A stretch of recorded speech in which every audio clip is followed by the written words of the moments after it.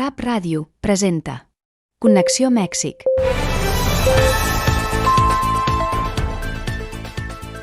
Benvingudes i benvinguts un cop més a aquest espai de Connexió Mèxic. És una alegria saludar-vos i agrair, com sempre, la vostra atenció i la seva escolta. La vostra presència constant ens força per continuar compartint reflexions, veus, coneixement i notícies també. Avui vull agrair especialment al nostre estimat col·laborador en temes polítics, que amb la seva mirada lúcida ens ajuda a entendre millor les tensions i les oportunitats del nostre temps. Gràcies a Leonardo Alvarado per ser-hi i per enriquir aquest espai. I és també un honor comptar amb la presència d'un convidat molt especial, l'etnòleg Margarito Molina, director del Centro INA Quintana Roo, amb qui avui conversem sobre el lloc arqueològic d'Ixcaval. Estem segures que la seva aportació ens obrirà finestres valuoses al passat i al sentit d'aquest espai. I ara sí, comencem, doncs, amb el bloc d'actualitat. El bloc d'actualitat. Connexió, el fil que et connecta amb Catalunya. Leonardo, quin plaer, com sempre, que siguis aquest dijous amb nosaltres. Què hi ha de nou a l'àmbit polític de Mèxic? Hola Miriam, ¿qué tal? Qué gusto saludarte, a ti, al equipo de RAP y a nuestro invitado. Un placer estar aquí con ustedes y bueno, atento a lo que tú digas. ¿Qué ha de nou? Bueno, yo creo que el tema central de esta emisión tiene que ver con la relación México-Estados Unidos, que en los últimos días se ha vuelto extraordinariamente complicada por varias cosas. Y creo que hay que recordar un poquito la historia en ese sentido, porque sabemos que desde tiempos atrás, incluso hay por ahí reportes desde que a principios del siglo XX, el propio presidente Wilson, como que no le agradaba mucho la idea de tener a un país muy desarrollado como vecino, o más bien como ellos nos llaman, en su patio trasero. Y a lo largo de los tiempos hemos visto una serie de acciones de parte de los norteamericanos tendientes a mantener a México en un estado pues de subdesarrollo, ¿no? Y a pesar de que han venido una serie de cambios, inversiones, luego vino el tema del Tratado de Libre Comercio, etcétera, que parecía muy promisorio y que sí, desde luego tuvo aportaciones importantes. Ahora estamos viendo un cambio radical en la política. Sí, sabemos que no somos el único afectado, es un asunto mundial, pero empezó el gobierno del presidente Trump, pues sí, con sus arrebatos y con sus, digamos, amenazas, y la presidenta Sheinbaum logró como manejar muy bien la situación, pero pues era cuestión de tiempo para que empezáramos a ver al verdadero Estados Unidos con el que estamos lidiando, ¿no? Entonces, a pesar de que hay mucho diálogo y dice la presidenta que tiene una muy buena relación con el presidente Trump, pero Estados Unidos es Estados Unidos, ¿no? Y si vemos, podríamos pensar que hay como diferentes capas que gobiernan ese país. Desde luego está la capa presidencial, donde está el presidente Trump, pero debajo de él o arriba de él, habría que discutirlo, hay un montón de intereses que tienen otras agendas, ¿no? Y ya lo vimos. Por ejemplo, todo este tema del crimen organizado y de la narrativa de los narcogobiernos y demás, está empezando a cuadrar otra vez. Hace un año tuvimos un episodio con el presidente López Obrador, cuando varios periódicos, incluyendo una periodista mexicana, empezaron a circular este boletín aparentemente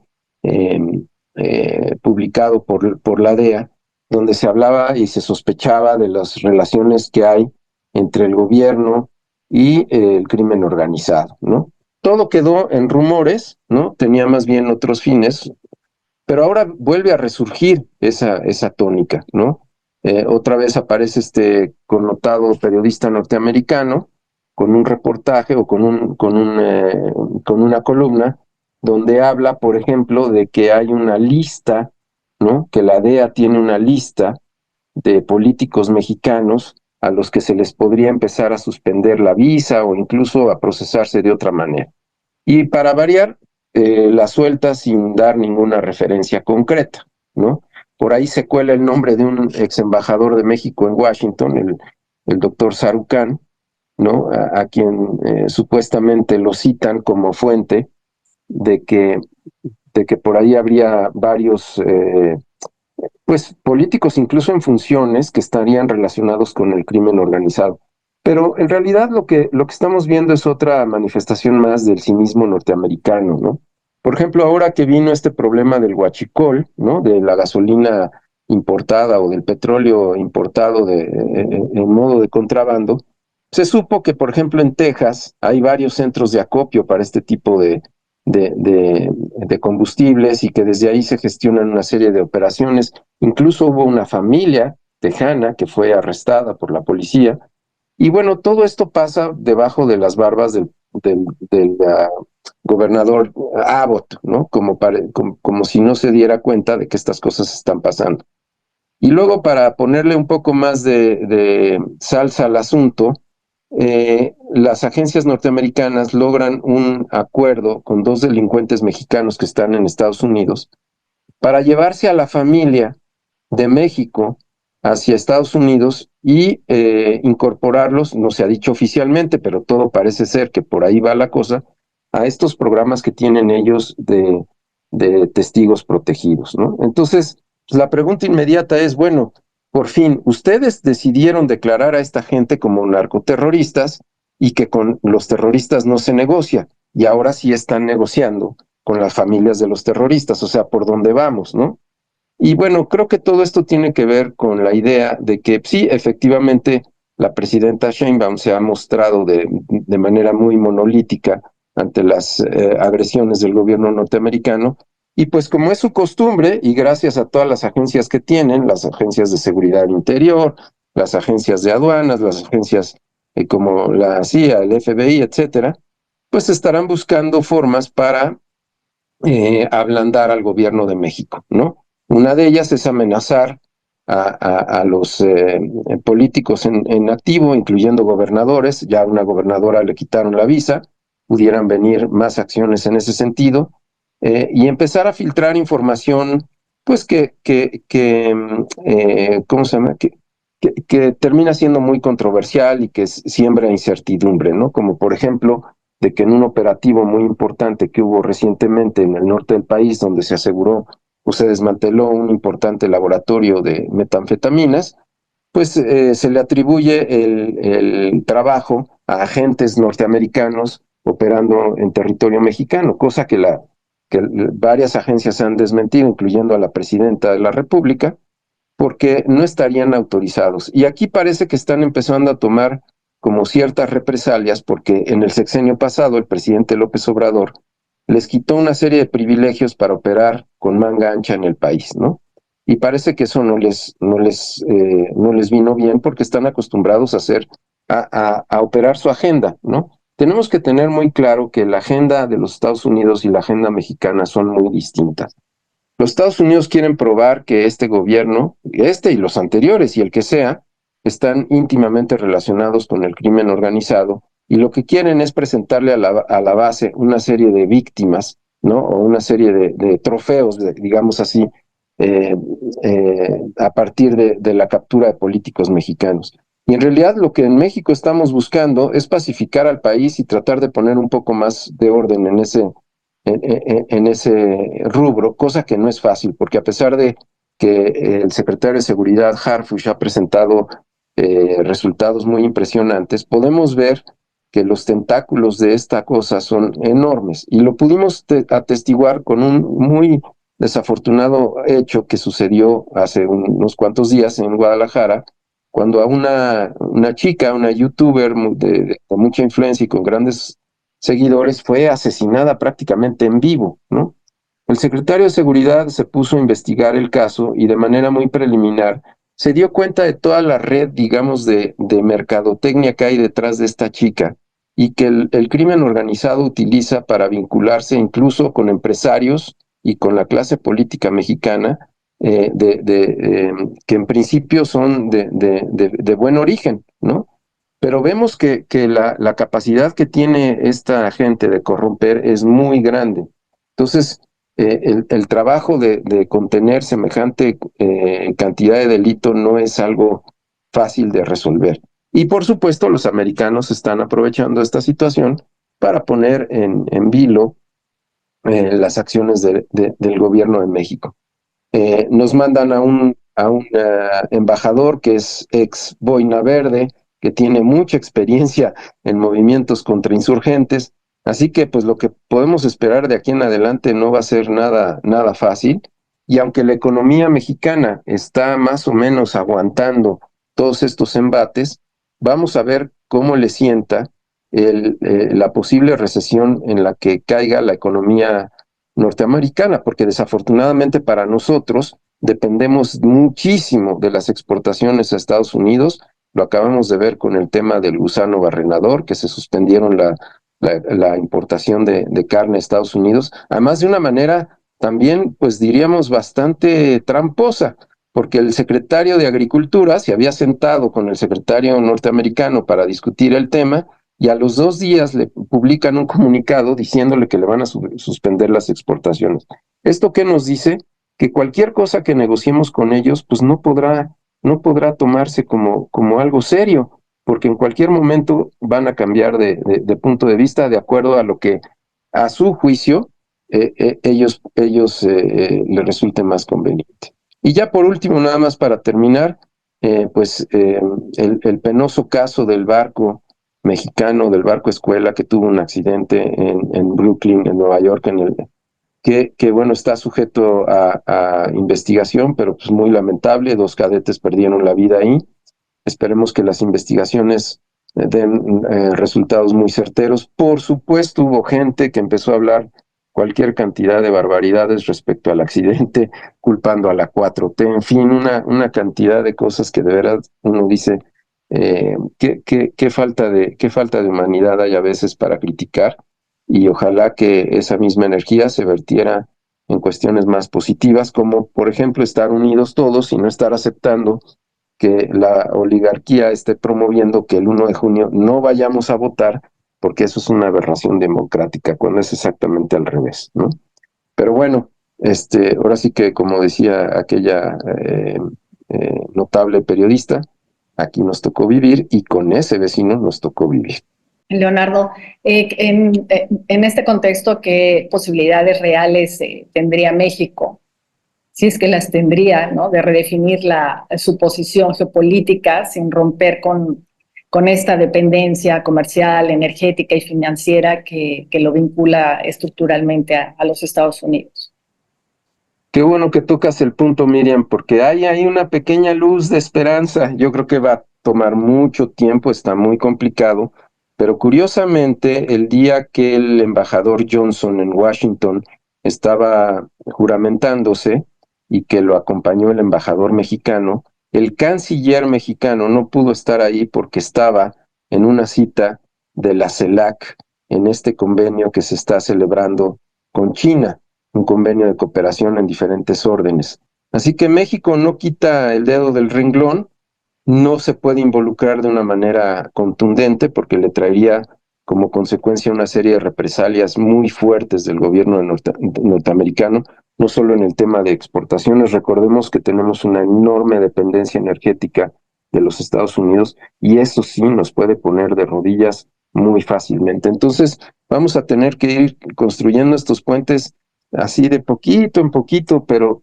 de que hay que hacerlo, yo creo que no hay duda de que hay que hacerlo, porque definitivamente depender a ese nivel de los Estados Unidos nos pone en un predicamento en el corto y no se diga en el largo plazo.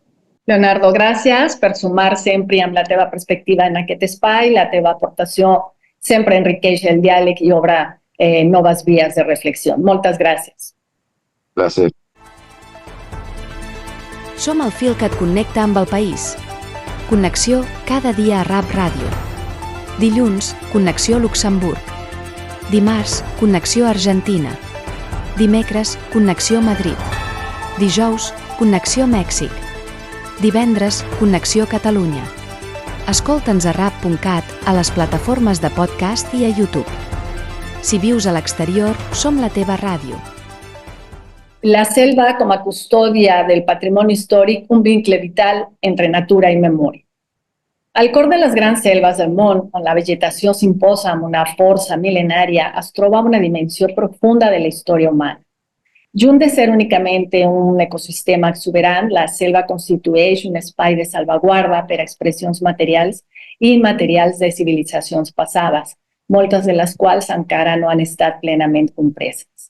El seu paper com a arxiu vivent converteix la selva en un agent indispensable per a la preservació del patrimoni històric. La selva no només cobreix ruïnes i vestigis, sinó que també els protegeix. En regions com Mesoamèrica, com és el cas de Mèxic o el sud-est asiàtic, innombrables complexos arqueològics han arribat fins als nostres dies gràcies a la cobertura vegetal que els ha aïllat dels processos de destrucció humana. Aquesta aparent invisibilitat ha estat, paradoxalment, una forma de conservació. El molsa, la humitat i els arrels han alentit el pas del temps allà on la intervenció humana no ho ha fet amb violència. Però més enllà del resguard físic d'estructures o inscripcions, la selva també acull un patrimoni intangible, mitologies, llengües, sabers botànics, calendaris agrícoles, rituals i filosofies que han perviscut gràcies al vincle estret entre els pobles i el seu entorn. Moltes comunitats indígenes mantenen una relació simbiòtica amb la selva que els permet reproduir els seus modes de vida i amb això una memòria viva que transcendeix els murs de pedra. Tanmateix, aquest equilibri delicat es troba avui en una situació crítica. La deforestació, la mineria, el turisme no regulat i els interessos extractivistes posen en risc no només la biodiversitat, sinó també els fonaments culturals que aquesta alberga. Preservar la selva, per tant, implica assumir una responsabilitat no només ecològica, sinó també històrica i cultural. No es tracta únicament de conservar la flora i la fauna, sinó de salvaguardar el teixit complex on natura i humanitat han teixit plegades la memòria dels pobles. La selva no és un simple teló de fons, és protagonista i testimoni de la història. Reivindicar el seu valor com a patrimoni històric exigeix una visió integrada que reconegui la interdependència entre allò natural i allò cultural. Tenir cura de la selva és també preservar les petjades més profundes de la nostra humanitat. L'entrevista. Connexió. El fil que et connecta amb Catalunya. I continuem explorant la riquesa de la selva i el seu valuós patrimoni. I per això tenim el plaer de comptar amb l'etnòleg, el director del Centre de l'Institut Nacional d'Antropologia i Història de Quintana Roo, l'etnòleg Margarito Molina, amb qui conversem, com ja ho deia al començament del programa, sobre el lloc arqueològic d'Ixcabal. Margarito, benvingut i moltes gràcies per ser-hi amb nosaltres aquest dilluns. Hola Miriam, qué excelente introducción a este tema. Sí, evidentemente naturaleza y cultura se imbrican, están relacionados, y creo yo que los que trabajamos con comunidades selváticas acá en Quintana Roo, sabemos de cómo la naturaleza determina muchísimas cosas de la cultura, no de los mayas contemporáneos, sino de los mayas antiguos, de aquellas civilizaciones que todo mundo conoce. A mí me parece que la naturaleza, la selva en este caso, tan rica, yo cuando llegué a Quintana Roo, lo primero que yo hice fue tratar de entender la selva. Venía del centro, de una región templada, donde lo que conocía eran los bosques. Y los bosques pues, no tienen más de 3 especies. En Quintana Roo o en las selvas de por acá llegan a haber 118 especies vegetales, y tenía que entender esto para luego yo entender a la cultura maya en su relación simbólica, cultural, ritual, económica, etc. Por eso yo creo que tu introducción es muy pertinente para poder hablar de un sitio tan importante como es Ixcabal, un sitio que logramos abrir al público el 15 de enero de este año, después de 2 años de mucho esfuerzo.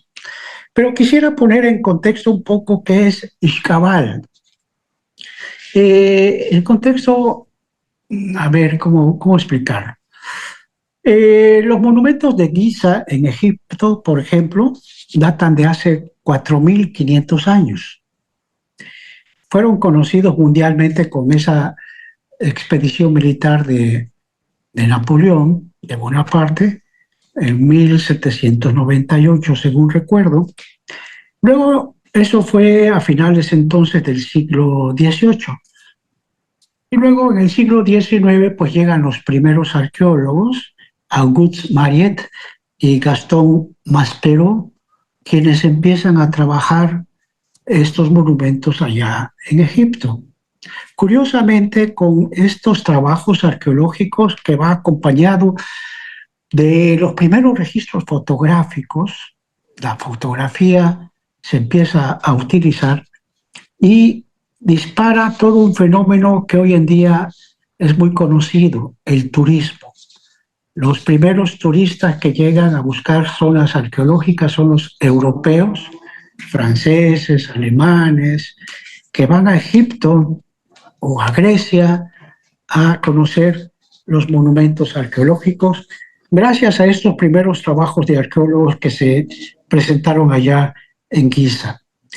Repito, hace 4.500 años empezó esa historia en Egipto. En el caso de Chichén Itzá, este data de hace 1.400 años, un sitio que se empezó a construir hace 1.400 años. Y como sabemos, fueron dos exploradores, John Stephens y Frederick Catherwood, quienes en 1840 describen por primera vez a Chichén Itzá.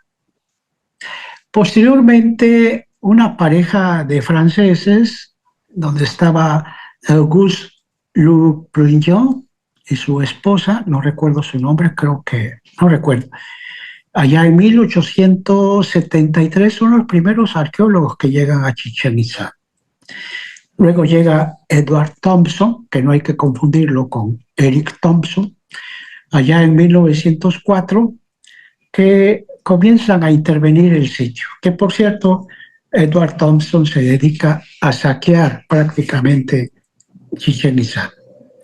Y aquí nuevamente este tema del turismo, porque hoy una de las principales zonas arqueológicas más conocidas, le llaman una de las maravillas del mundo, creo que la 8ª maravilla, es Chichén Itzá. Y es la zona arqueológica más visitada del país. O sea, pasamos de hablar de naturaleza, cultura, arqueología y ahora turismo. Bien, la zona arqueológica de Xcaval se empezó a construir hace 2.425 años. O sea, es más antigua, casi 1.000 años más antigua que Chichén Itzá. Aquí los primeros arqueólogos que la descubren fueron dos, Javier López y Luz Evelia Campaña. Estos arqueólogos eran del equipo de un respetado y muy querido antropólogo, Enrique Nalda, quienes registraron el sitio en 1995. Posteriormente, la doctora, la arqueóloga Sandra Balanzario, de acá del Centro INA, hizo varias temporadas arqueológicas. Y hasta 2016, digamos, el gobierno del Estado se acerca con el INA para tratar de abrir esta zona arqueológica al público.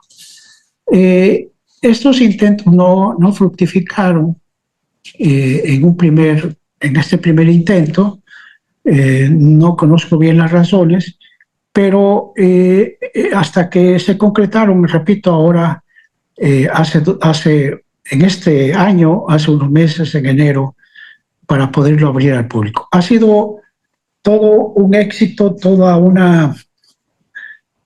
un acontecimiento abrir una zona arqueológica en estos tiempos, porque evidentemente abrir una zona no es fácil. Te pongo un ejemplo. En Quintana Roo, de acuerdo a los datos del INA, hay más de 500 sitios arqueológicos. Luego sigue Campeche y el que más sitios arqueológicos tiene es Yucatán. Pero esa cantidad de sitios no pueden abrirse al público, evidentemente es imposible, y se tiene que hacer todo un trabajo de pertinencia, de viabilidad para poderlo abrir. Recursos económicos, personal, investigación para excavación, para análisis de materiales, para la conservación, para la difusión, ver la ruta, los accesos. Es decir, abrir un sitio no es en estos tiempos nada fácil. Por eso tiene su valor muy especial abrir Ixcabal, un sitio que está enclavado en la selva del sur de Quintana Roo, como a 35 kilómetros de Bacalar. Pueden llegar vía aérea a Chetumal, luego a Bacalar, y a 35 kilómetros de ahí, al interior, se encuentra Ixcabal. Ixcabal es uno de los asentamientos más extensos de las tierras bajas durante el periodo preclásico y el llamado clásico. Es decir, para entendernos un poco, del 250 antes de nuestra era al 900 de nuestra era. En ese largo periodo, Ixcabal estuvo ocupado. Más de 1200 años estuvo ocupado Ixcabal. Ixcabal es un sitio, repito, monumental. Ahí se encuentran estructuras, las más altas de la región del sur de acá. Miden entre 42 y 45 metros de altura, enclavadas en la selva. Si ustedes con buena condición suben esta estructura, pueden admirar toda la selva del sur de Quintana Roo. Estas estructuras, esta monumentalidad, evidentemente nos hablan de, pues, del gran poder que tuvo. O sea, nadie construye estos enormes monumentos. Yo cuando conocí Ixcabal por primera vez hace, no sé, como 10 años tal vez, o un poco menos, la primera pregunta que me hice es, ¿esta elevación es natural o es cultural? Los arqueólogos me respondieron, no, es cultural, fue construido. Imagínense la cantidad de trabajo, el tiempo que se llevaron para construir esos grandes monumentos. Pasaron muchos años, yo creo que décadas, para construir un solo monumento. Este sitio está asentado sobre una pequeña elevación, o sea, sobre una, digamos, planicie elevada, y está rodeado por muchas depresiones inundables. Por eso el nombre de Ixcabal significa entre bajos, ¿sí? Quiero seguir hablando de estos grandes monumentos. Hay una gran plaza que tiene como 6 hectáreas. No es la única plaza, hay por lo menos otras 2 plazas, pero la central es la que tiene 6 hectáreas, y hay 3 estructuras de gran tamaño, como les decía, que va de 42 a 45 metros de altura. Pero aquí lo más interesante, hay una estructura que no logramos todavía trabajar, hay que seguir trabajando arqueológicamente. Esa estructura, miren, para que se den una idea, tiene su basamento un poquito rectangular, de 262 metros por 250. O sea, imagínense el tamaño del basamento. Es mucho más grande que el zócalo de la Ciudad de México. O sea, un basamento enorme que soporta una estructura arqueológica que se eleva como 45 metros. Esa estructura no se trabajó en esta temporada, esperamos que en la próxima lo logremos. Hoy está cubierta todavía de selva, pero hay 2 estructuras de grandes dimensiones. La arquitectura del sitio corresponde a lo que se le llama por los arqueólogos el estilo Petén, ¿sí?, que se caracteriza por este tipo de edificios muy elevados, por taludes muy pronunciados y por lo tanto escalinatas muy inclinadas, amplias plazas, etc. Por los datos de tiempo que manejé, Ixcabal era contemporánea a Tikal, Guatemala. Es decir, había seguramente relaciones, no sé si económicas, políticas, seguramente, porque, repito, Ixcabal era el sitio más importante de todo el sur, no sé si de Campeche, pero por lo menos del Petén quintanarroense, el más importante, más antiguo que Cojulich, más antiguo que Sibanché, que por cierto, Ixcabal está como a escasamente 10 kilómetros de Sibanché, lo une un SACB, y seguramente, aunque fue posterior, un poquito posterior Sibanché, pero seguramente en los últimos años de Ixcabal conoció el surgimiento de Sibanché. La zona arqueológica que hoy abrimos tiene una poligonal, un área nuclear, porque es muy extenso. Hay una serie de grupos, de un conjunto de estructuras como las higueras, los cedros, que seguramente correspondían a esta metrópoli de Ixcabal. Esta zona arqueológica que fue adquirida ya por el INAH con el ejido de Bacalar son 113 hectáreas.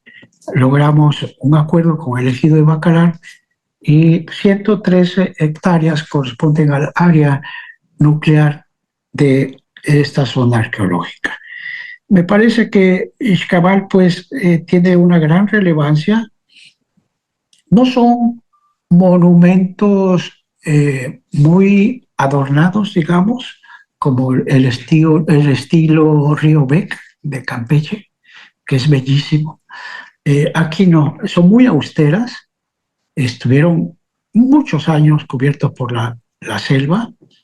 Eso fue también fascinante ver cómo la arqueología fue descubriendo, fue pues despejando la vegetación, pero no sin las nuevas tecnologías. Se usó pues todo lo que hoy conocemos como los registros LIDAR, que permitieron ubicar bajo la alfombra vegetal pues todas las plataformas que constituyen este conjunto. La tecnología LIDAR, como seguramente conocen también ustedes, es una tecnología de origen militar, ¿sí? Se empleó en Vietnam por los norteamericanos y hoy se usa recurrentemente por la arqueología a través de drones. Tenemos drones para este tipo de registros y gracias a estas nuevas tecnologías que hoy usan los arqueólogos pudimos avanzar. Yo quiero en este sentido reconocer mucho el trabajo que ha hecho estos compañeros, concretamente me refiero a Lucy Campaña, a Javier López, a Sandra Balanzario, Hortensia de Vega también estuvo ahí trabajando en los años 20, por ahí del 2010, 2012, que como vivir en la selva no es fácil, ¿no? Con mucha humedad, con muchos insectos.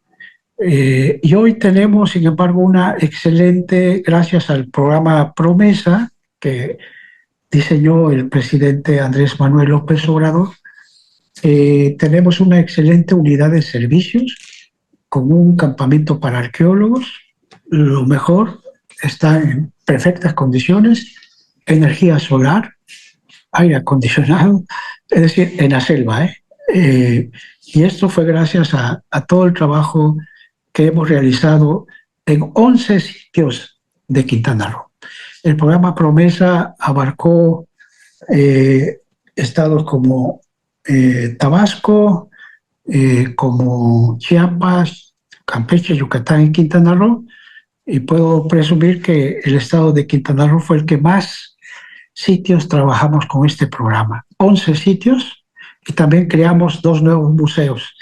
El Museo de la Costa Oriental, que hoy se ubica en Tulum, y un bello museo pequeño, pero muy, muy bello. Le tengo mucho aprecio porque nos costó mucho trabajo en Carrillo Puerto, el Museo Histórico de la ciudad de Carrillo Puerto. Visítenlo cuando puedan, estos dos museos son bastante interesantes y todo ello gracias al programa que diseñó el presidente de la República junto con nuestro director Diego Prieto, que le echó muchas ganas junto con el equipo del Centro INA Quintana Roo. Eso es Ixcabal, un lugar que tiene una gran aguada en una de las plazas, la aguada de los cocodrilos, que por cierto sí está lleno de cocodrilos, y que era es una aguada artificial, es decir, es un depósito de agua construido por los mayas para en tiempo de sequía tener agua, porque a pesar de que uno cree que la selva siempre es húmeda o llueve, no es así. Hay temporadas de secas y en este caso el agua servía para las actividades agrícolas o para la población, que debía haber sido de decenas de miles de personas que habitaron este sitio llamado Ixcabal. Para poder construir simplemente un monumento de estos, se necesitaron miles de personas. Y yo creo que vale la pena que se den una vuelta, visiten Ixcabal, la nueva zona arqueológica que el Instituto Nacional de Antropología ha abierto al público. Margarito, qué bueno que hablas sobre eso, porque yo te quería preguntar justamente qué se sabía sobre la sociedad que habitó Ixcabal, ¿no? Se ve que, bueno, era una población muy grande, pero ¿se sabe algo más? No, ahorita los arqueólogos están en esta fase, ya terminó la fase que decíamos de la excavación, de la consolidación de monumentos, y están en el análisis de los materiales. Los materiales, como tú sabes, son cerámicos, o líticos, o óseos, que nos dan mucha información respecto a estas sociedades pasadas. La arqueología no únicamente excava o consolida monumentos, tiene como principal objetivo pues, reconstruir la vida de estas sociedades, conocer sobre su cultura, su religión, sus deidades, su organización social, pero esto lo dan los materiales, no únicamente los monumentos. O sea, los pequeños tepalcates o tejos cerámicos que se encuentran arrojan mucha información, o las puntas de flecha, un resto óseo, arrojan mucha información. Acá en el Centro INA tenemos a un destacado investigador, Alan Ortega, que ha hecho interesantes estudios junto con la UNAM y otras instituciones que han podido identificar a través del análisis de toda la dentadura de los restos óseos o de ciertos dientes, qué comían, ¿sí? Es decir, ¿qué comía esa población? Los que están en la costa, pues evidentemente pescado, frutos del mar, pero había otros productos con que se alimentaban. Entonces, además, se puede conocer la salud, la edad, el estrato jerárquico de la población. Entonces, la arqueología está en esa fase todavía, en el caso de Ixcabal, está en la fase del análisis de materiales, que nos van a ir arrojando algunas publicaciones para conocer más de esta sociedad. Debo decir que a los arqueólogos de Ixcabal les costó mucho trabajo encontrar vestigios, a diferencia de otros. En una de las temporadas, Sandra Balanzario sí encontró un entierro con vasijas, las cuales están expuestas en el Museo de Cancún. Encontró unos mascarones que ahorita están cubiertos con una cubierta de protección, pero sí se está todavía analizando materiales, Miriam. Es lo que te puedo comentar, pero para nosotros que trabajamos sociedades contemporáneas, siempre nos interesa mucho conocer razones, causas de esa sociedad que de pronto abandonó sus asentamientos también. ¿Por qué se fueron de Xcaret? ¿Fracasó el sistema agrícola? No lo sabemos. Era tanta la población. Los trabajos, por ejemplo, del Tren Maya en el tramo 7 nos mostraron que era un continuum de asentamientos desde Chetumal hasta Escárcega. Gran cantidad de poblaciones, de asentamientos, que uno se preguntaba cómo se mantenían, cuál era su sistema económico, productivo, cómo se relacionaban con la selva. Hoy con los actuales mayas, pues tratamos de entender que eran sistemas de tumba, rosa y quema, como lo hacen con la milpa. Sí, pero cuando tienes concentraciones de población de decenas de miles de personas, no sé qué habrá pasado. También se habla de incendios, cosa que es común en las selvas, y también debo decirlo que es impresionante cómo se regenera la selva. Después de un incendio, la capacidad de regeneración de la selva es impresionante. Y se habla de huracanes, o se habla de rebeliones contra los gobernantes de estas ciudades-estados que existían. No sé, hay mucho todavía que trabajar. Creo que el análisis de polen que nos permite conocer cuándo se empezó a cultivar el maíz en la península de Yucatán, cuando ya se concluyó con estos grupos de cazadores-recolectores que llegaron antes que los mayas, ¿sí? Y cuándo empezaron a cultivar maíz, cuándo se asentaron, cuándo hicieron sus primeras ciudades. En esa fase estamos. Y por eso la cerámica es importante, Miriam, porque la cerámica son vasijas que no únicamente sirvan para contener agua, sino para cocción de alimentos. Y aquí yo recuerdo mucho a Levi Strauss, como la vasija es tan importante porque nos permite pasar de lo crudo a lo cocido a través del intermediario del fuego, ¿no? Ese es un avance tecnológico muy importante para estas culturas. Por eso estos tepalcates también son importantes. ¿De dónde vienen? Si son producidos por ellos o los comerciaban con Tikal, con Calakmul o con otras ciudades. Entonces, en eso estamos, Miriam.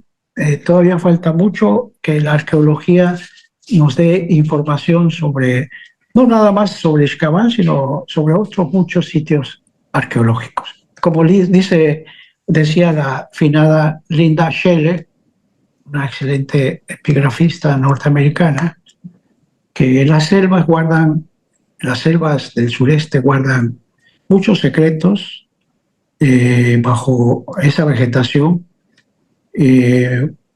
Hay bibliotecas escondidas ahí que todavía hay que descubrir, hay que trabajar, y eso es en eso se está.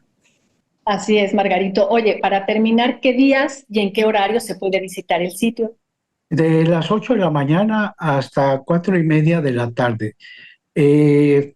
Actualmente el sitio es de acceso gratuito, no se está cobrando.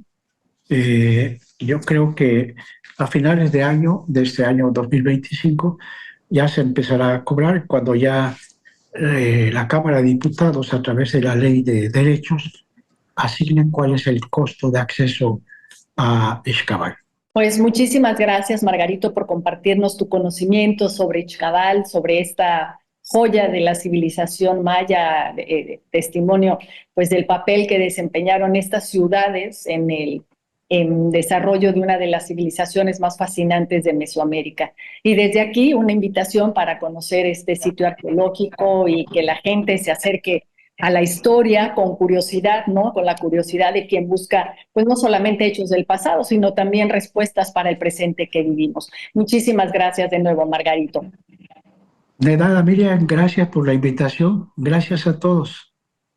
I així arribem al final del nostre programa. Moltes gràcies per escoltar-nos i veure'ns un cop més. Esperem que us hagi resultat útil i molt interessant. No us oblideu de seguir-nos a les xarxes i estar atents a les properes emissions de Connexió MEX. Fins aviat i gràcies per la vostra confiança i companyia.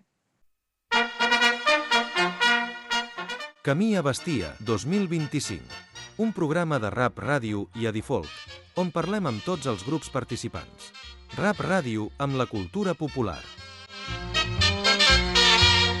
Seguim amb les entrevistes sobre la 37a edició de l'Aplec Internacional d'Adifolk i comptem amb els gegants de Ribes de Freser. Tenim amb nosaltres Ariadna Olmo, que és la secretària dels gegants de Ribes de Freser. Hola, Ariadna. Hola, bona tarda. A veure, parla'ns de la història dels gegants de Ribes, que ja fa 41 anys que existeixen, no? Bé, sí, aquest any, el dia 12 d'agost, farà 41 anys de la creació dels gegants de Ribes.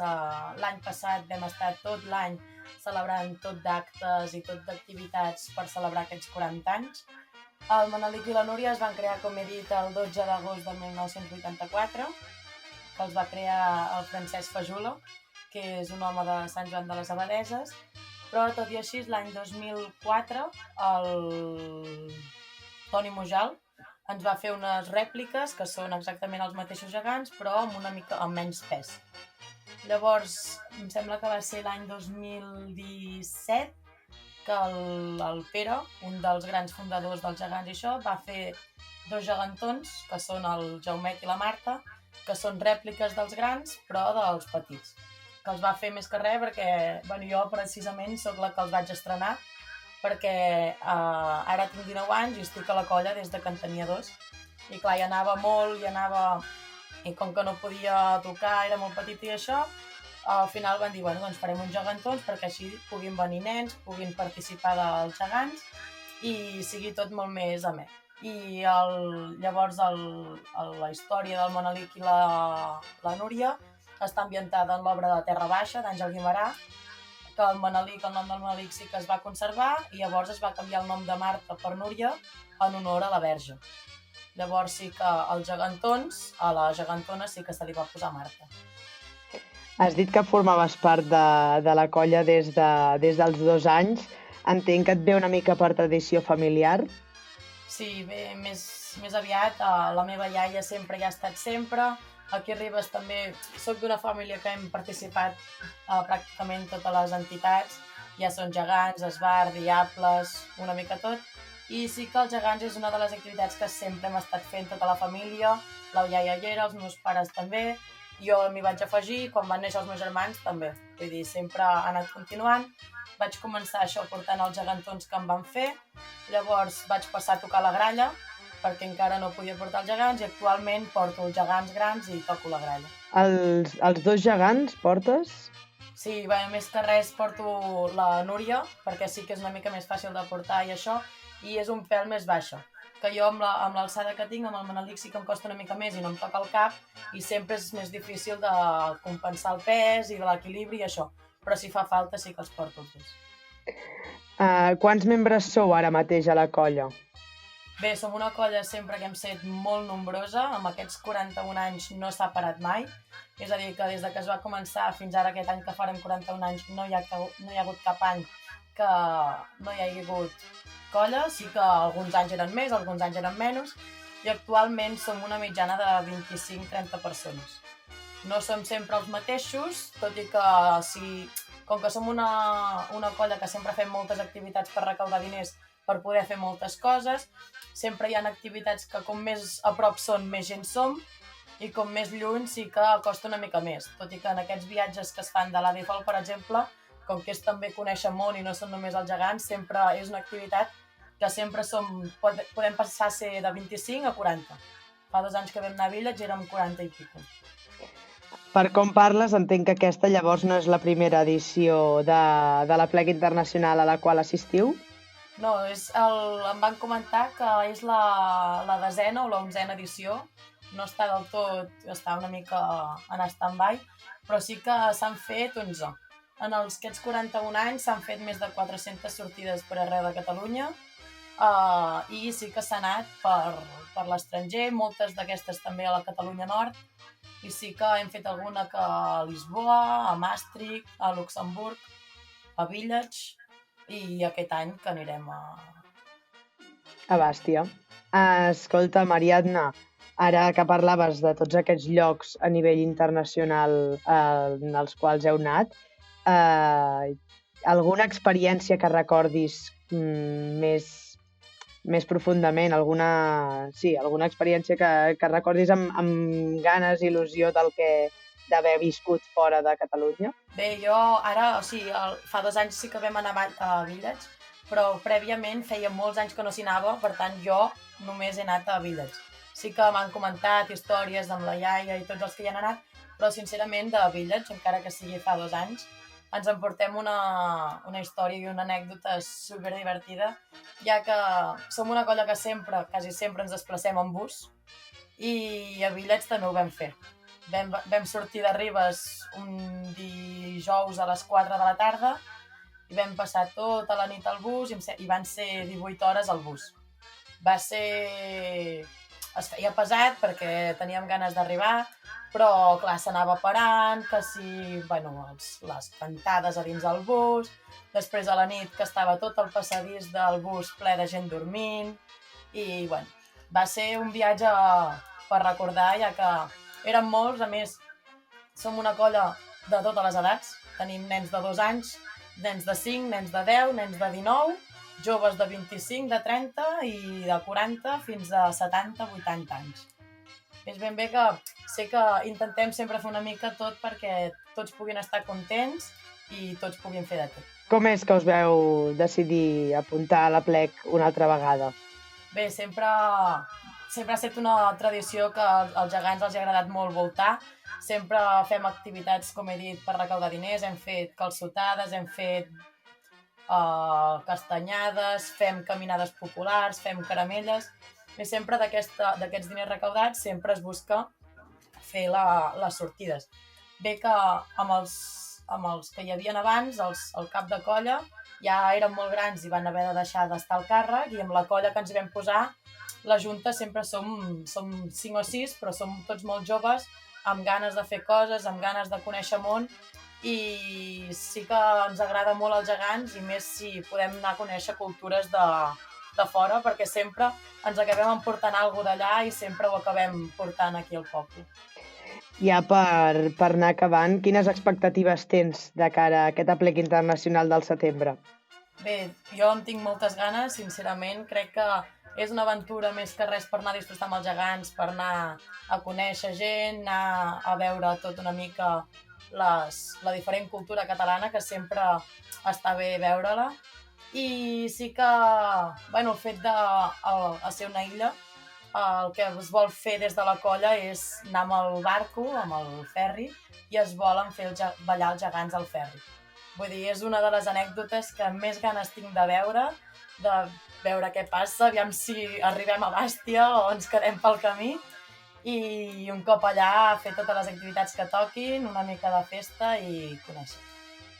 Home, que divertit. Si feu això del ferri, si us plau, voldrem vídeos, Molt bé, Ariadna. Doncs moltíssimes gràcies per atendre'ns a Rap Ràdio i que vagi molt bé l'aplec internacional. Moltes gràcies a vosaltres.